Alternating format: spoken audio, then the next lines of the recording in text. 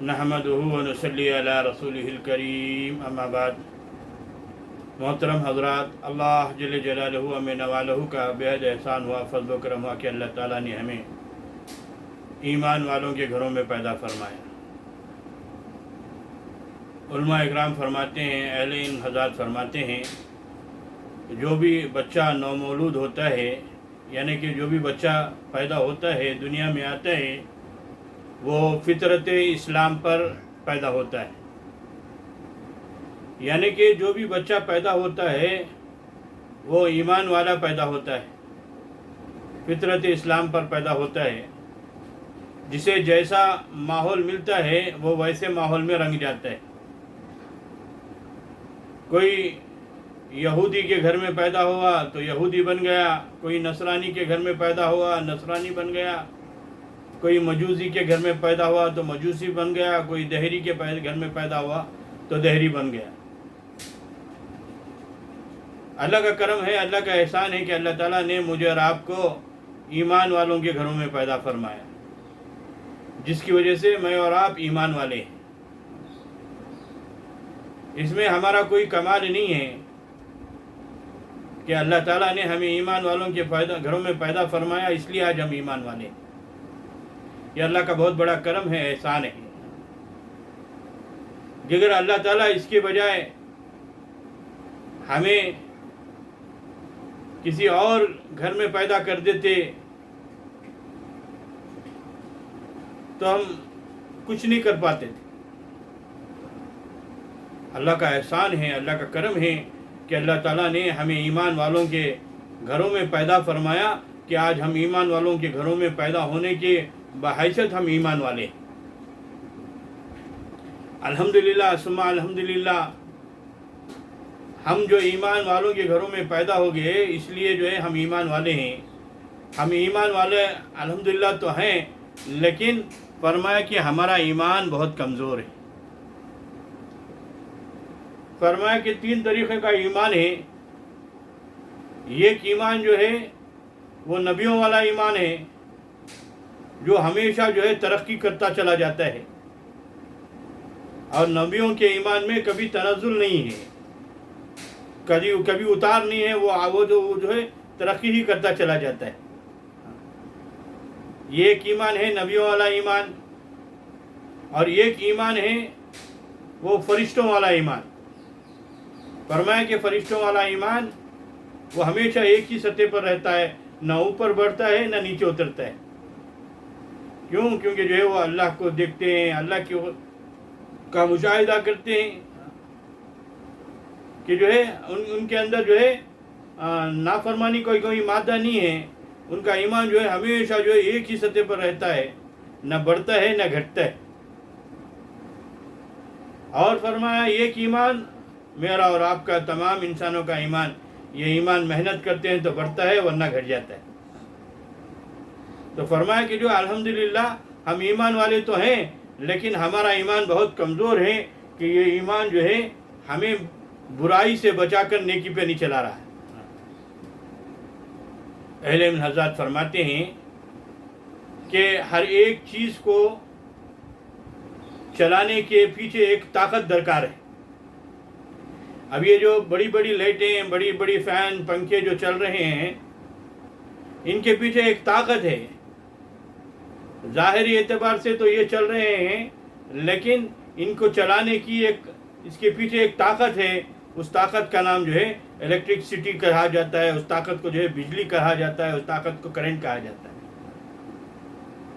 فرمایا یہ فین پھر رہا ہے، یہ اصل میں فین نہیں پھر رہا ہے، اس کے پیچھے ایک طاقت ہے، وہ طاقت اس کو پھرا رہی ہے۔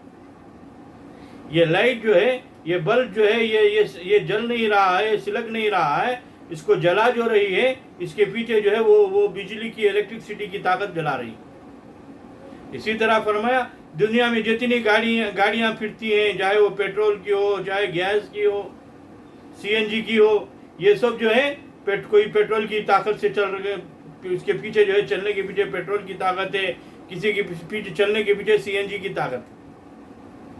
مثال کے طور پر ایک آدمی جو ہے یہاں سے جو ہے کئی فرلانگ دور جانا ہے، اب وہ کہہ رہا ہے کہ جو ہے میں گاڑی میں جانا ہے، تو دیکھا کہ گاڑی میں پیٹرول نہیں ہے، اب جا کر دیکھا تو ٹینک ہلاک دیا تو تھوڑا پیٹرول ہے، تو کہا گیا کہ جو اس میں تو پیٹرول ہے، وہ کہے گا کہ بھائی پیٹرول تو ہے، جتنا ہونا اتنا نہیں ہے.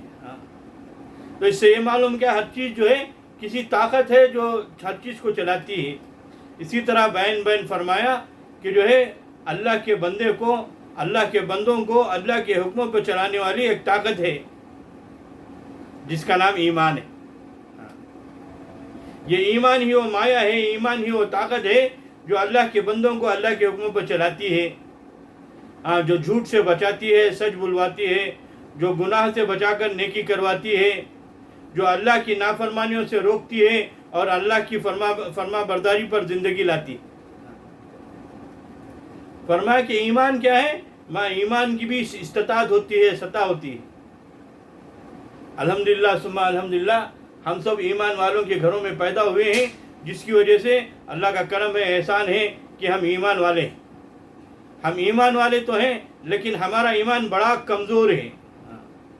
مثال کے طور پر فرمایا کہ پانی ہے، مثال دینے سے جو ہے بات سمجھ میں آتی ہے، اس لیے جو ہے مثال دے کر سمجھایا جاتا ہے کہ مثال کے طور پر جو ہے پانی ہے، پانی جو ہے 1 ٹی سپون ہے، چمچ جو چائے کا چمچ ہوتا ہے اس میں پانی ہے، اس کو کیا کہیں گے کہ وہ شکل کے دیکھنے کے اعتبار سے اور اس کے نام کے اعتبار سے وہ پانی ہے.